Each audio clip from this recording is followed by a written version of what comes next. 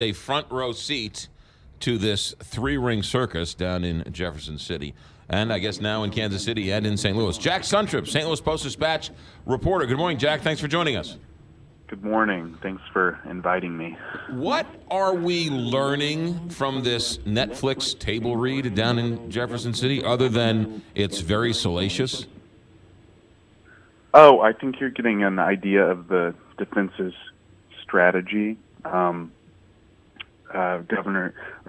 Attorneys for the governor have asked the woman who he had an affair with, about her sexual habits and other things that might not seem relevant unless you're trying to paint a picture of someone, perhaps, that wouldn't look so flattering.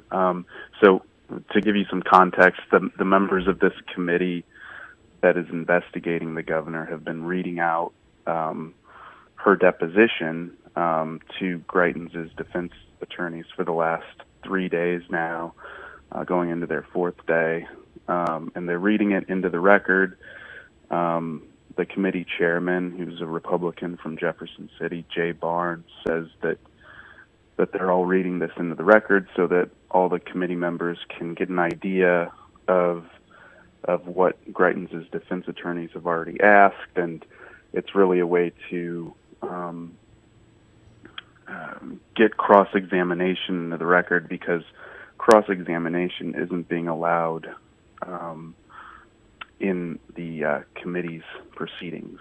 Why are they reading it and not just putting it into the record and then having the members read it at their leisure?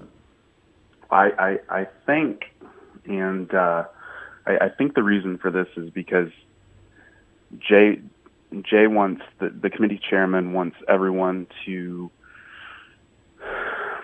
have it really ingrained in their minds, have everyone participate in it, so that they're not just trusted to read it afterwards, so that they're not just skimming the testimony. Yeah.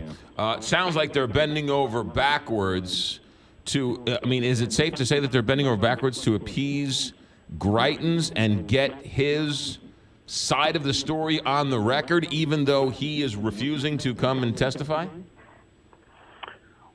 Well, I wouldn't say that. I don't think they are bending over backwards. Before the proceedings started this week, Greitens' attorneys really were pushing to cross-examine witnesses, which they say would give the committee a better idea of, the truthfulness of the witnesses, the woman, her husband, Scott Fawn, the Missouri Times publisher who paid all this money to an anti-Greitens lawyer, Al Watkins, who's the anti-Greitens lawyer.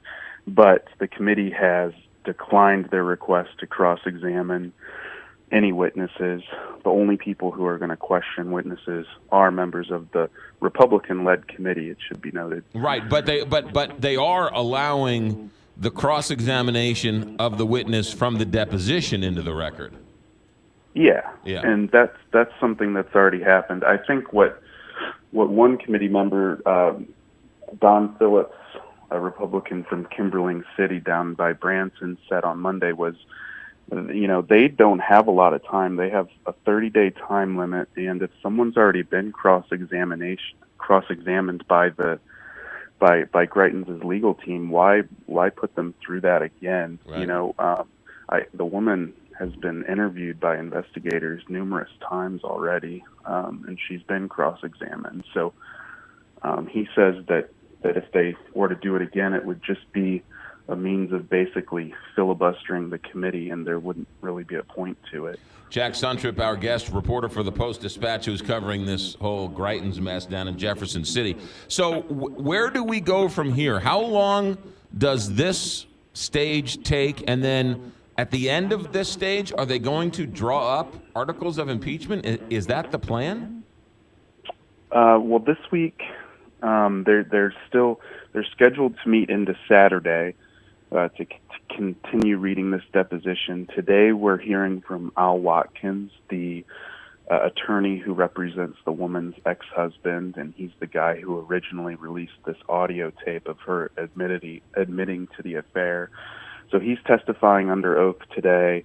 They're continuing to read this deposition into the record. At the end of this, it's interesting. Speaker Todd Richardson, a Republican from Poplar Bluff, has used the word discipline over and over. He's not using the word impeachment. That doesn't mean impeachment isn't going to happen, but at the end of this, I think it's been made pretty clear in the two reports that have been released already that the committee members believe that there's grounds, that there's at least evidence that crimes have been committed by the governor. So I would not be surprised if articles of impeachment were drawn up when all is said and done. How much of this committee, because it's focusing on the affair and the picture, how much of this committee are we going to hear in the next couple of days between now and Saturday or whenever about the emails, about the dark money aspect of all this, the other side of this story? Yeah, that's a good point. In court yesterday, there's so much of this. So the committee has subpoenaed Greitens' campaign, Greitens for Missouri, and they've also subpoenaed A New Missouri, which is a nonprofit that doesn't have to reveal its donors, but acts on behalf of the governor as sort of a quasi-campaign committee. So they've subpoenaed records from those two entities, and Catherine Hanaway, the attorney representing both of those groups, has resisted turning over certain documents to the House committee, mainly communications between A New Missouri and Greitens for Missouri.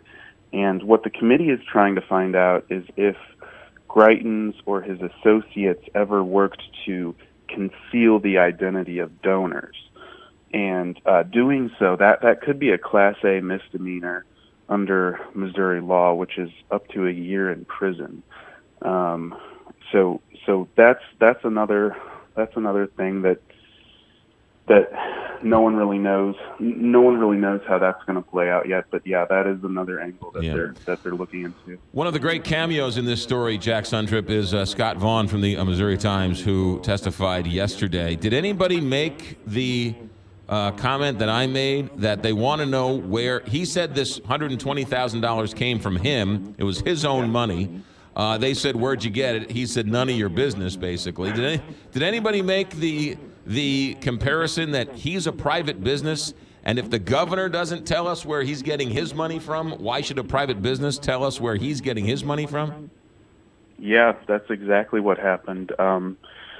Fawn's being represented by an attorney, a Jeff City attorney, Chuck Hatfield, and that's exactly what Chuck said yesterday. The governor, like I said, has a dark money committee called A New Missouri. It can accept as much money as it wants, and no one can really know who's donating to it unless the contributor tells us. And then he also, if you remember back to 2016, he never released his tax returns. So no one really knows what the governor's finances are like, and that's the argument that Chuck Hatfield made and Scott Fawn made is if the governor doesn't tell us what his finances are like, why should Scott Fawn have to?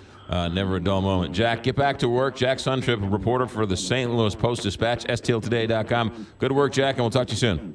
Okay, thanks for